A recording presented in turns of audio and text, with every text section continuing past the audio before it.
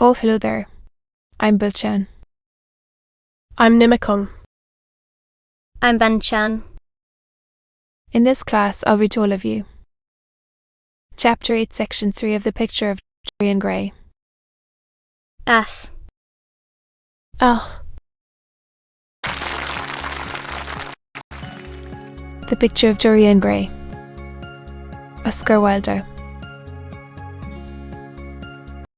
Chapter 8, Section 3. Lord Henry walked across the room, and sitting down by Dorian Gray,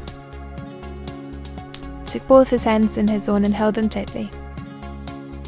Dorian, he said. A cry of pain broke from the lad's lips, and he leaped to his feet, tearing his hands away from Lord Henry's grasp. Dead. Sybil dead. It is not true.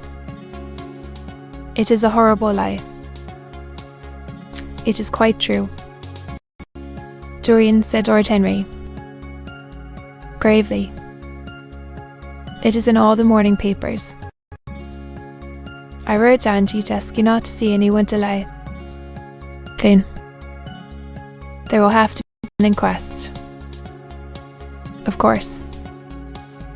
And you must not be mixed up in it. Things like that make a man fashionable in Paris. But in London people are so prejudiced. Here. One should never make one's butt with a scandal. One should reserve that to give an interest to one's old age. I suppose they don't know your name at the theatre. If they don't, it is all right. Did anyone see you going round to her room? Dorian did not answer for a few moments. He was dazed with her. Finally he stammered, in a stifled voice. Harry, did you say an inquest? What did you mean by that? Did Sybil? Oh. Harry, I can't bear it. But be quick. I have no doubt it was not an accident. Dorian, though it must be put in that way to the public. It seems that as she was leaving the theatre with her mother, about 12:30 or so, she said she had forgotten something upstairs. They waited some time for her, but she did not come down again. They ultimately found her lying dead on the floor of her dressing room. She had swallowed something by mistake. Some dreadful thing they use at theatres. I don't know what it was, but it had either prussic acid or white lead in it. I should fancy it was prussic acid. Harry. Harry. It is terrible, cried the lad. Yes. It is very tragic. Of course. But you must not get yourself mixed up in it. I see by the standard that she was 17. I should have thought she was almost younger than that. She looked such a child, and seemed to know so little about acting. Dorian, you mustn't let this thing get on your nerves. You must come and dine with me, and afterwards we will look in at the opera. It is a Patty night, and everybody will be there. You can come to my sister's box. So I have murdered Sybil Vane, said Dorian Gray. After himself. Murdered her as surely as if I had cut her little throat with a knife. Yet the roses are not less lovely for all that. The birds sing just as happily in my garden. And tonight I am to dine with you, and then go on to the opera, and sup somewhere, I suppose. Afterwards. How extraordinarily dramatic life is. If I had read all this in a book, Ari. I think I would have wept over it. Somehow. Now that it has happened actually. To me, it seems we're too wonderful for tears. Here is the first passionate love letter I have ever written in my life. Strange that my first passionate love letter should have been addressed to the girl. Can they feel? I wonder. Those white silent people who call the dead. To Bill. Can she feel it? Or no?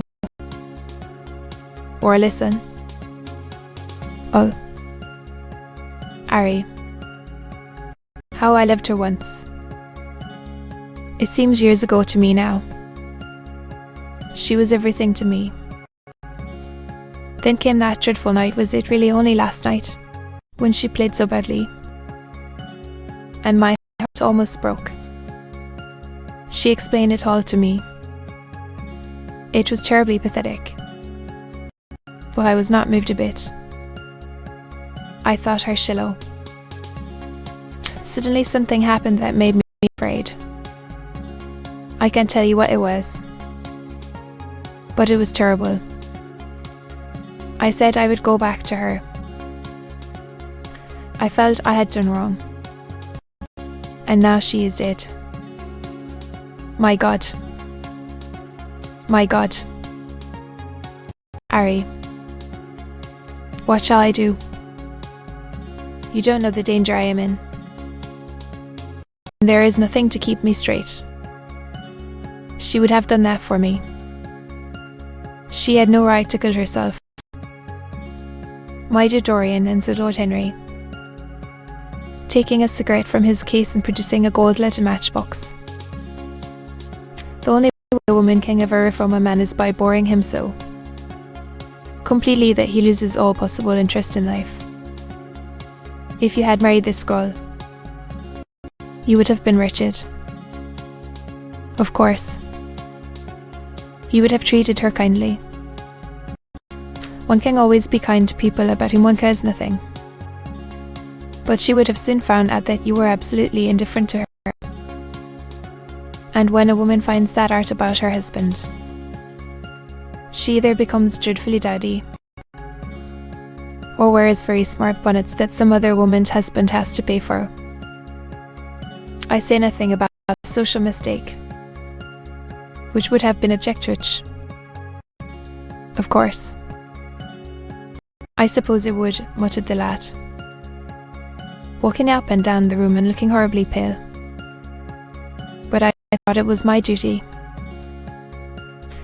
It is not my fault that this terrible tragedy has prevented my doing what was right. I remember your saying once that there is a fatality about good resolutions, that they are always made too late. Good resolutions are useless attempts to interfere with scientific laws. Their origin is pure vanity. Their result is absolutely nil. They give us, now and then, some of those luxurious sterile emotions that have a certain charm for the weak. That is all that can be said for them. To be continued.